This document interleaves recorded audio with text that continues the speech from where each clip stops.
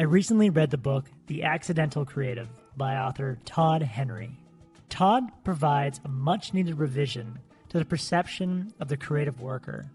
He says the tag creative sometimes conjures up images of Soho advertising gurus flitting about in $500 designer jeans. But the term creative in today's workforce could easily be replaced by strategist or manager.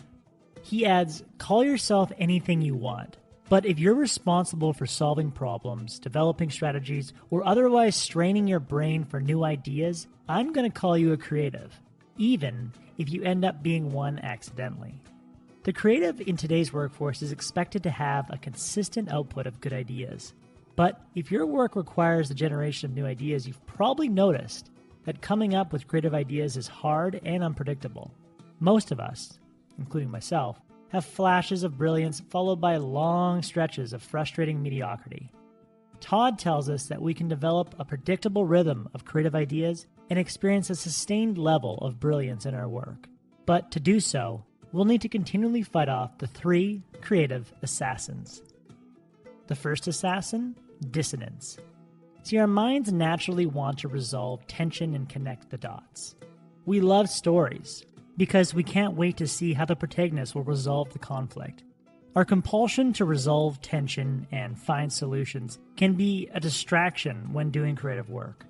Because creative work is filled with uncertainty, we often direct our dissonance-reducing mind to resolving the inefficiencies in our day-to-day activities, regardless of how effective they are at getting us to the intended outcome. Dissonance leads us to create elaborate spreadsheets when a simple spreadsheet would do just fine. It urges us to develop advanced automated software programs to complete tasks when most of those tasks aren't essential to achieve the outcome in the first place. Todd says, I tend to complicate things when I feel uncomfortable or insecure. It's a defense measure. A few years ago, a coworker called me out on my complexity addiction. And ever since then, I've kept a printout of the following on my office door. The first assassin, dissonance, kills our creativity because it leads us down a path where we have a disconnect between what we do and why we are doing it. The need to constantly resolve conflict leads us to create increasingly complicated systems and ultimately squanders our creative energy. The second assassin is fear. Todd says, we are hardwired to stay close to the herd and blend in as much as possible. After all, in the animal world, the members of a tribe that stand out are often eaten first. Our herd mentality creates a fear of failure and a fear of success.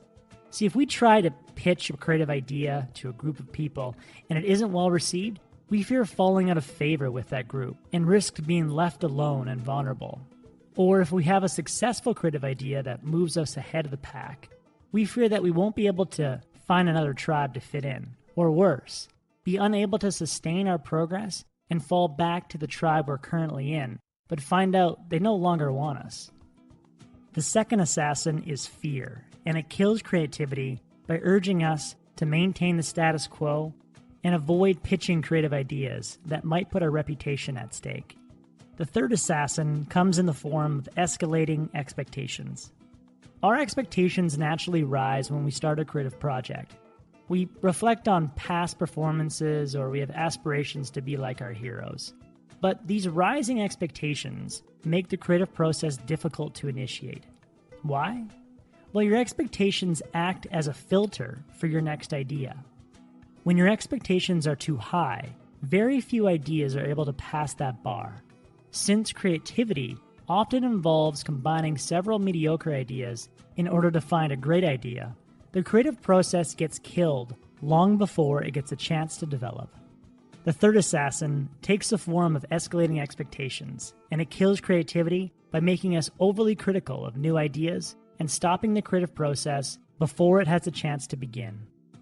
These 3 creative assassins are powerful and destructive. So how do we defeat them? Well, we need to take a lesson from the Hall of Fame football coach, Vince Lombardi. See, at the beginning of each season, Vince would gather his team of pro football players around him and start by holding a football up in the air and saying, "This is a football, boys."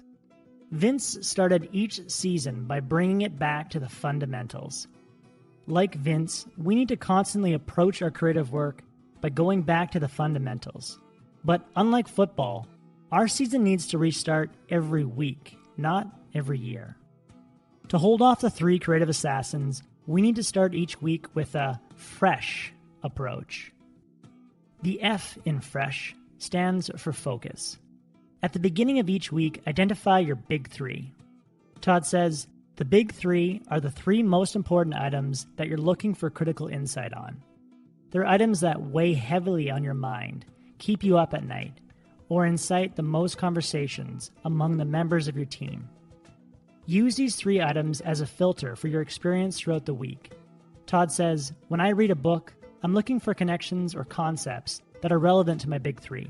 When I have a conversation, I check it against my big 3 for possible new insights.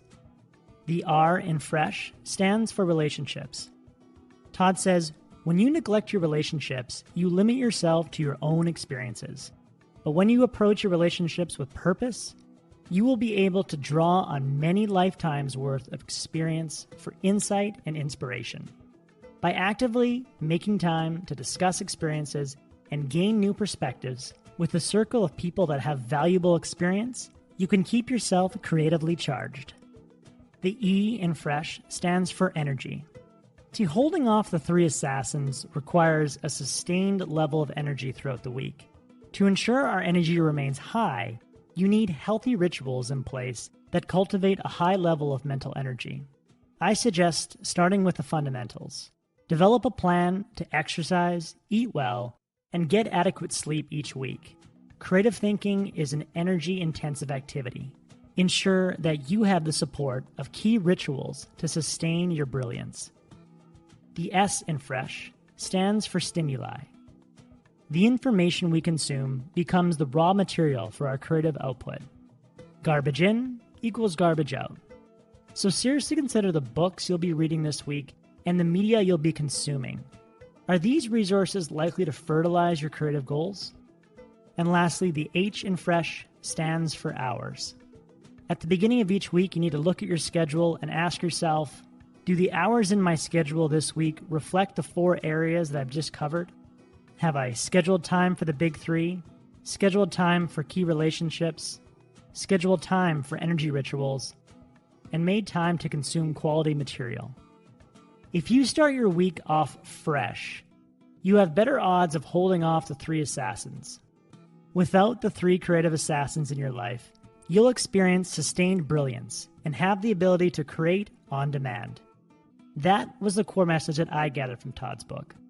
Todd has much more information on how you can periodically refresh your creative abilities and navigate the creative tensions you are likely to face each day. I highly recommend it for anyone who does conceptual work and strives to be sustainably brilliant. If you would like a 1-page PDF summary of the insights that I gathered from this book, just click the link below and I'd be happy to email it to you. If you already subscribe to the free Productivity Game newsletter, this PDF is already in your inbox. Thanks for watching.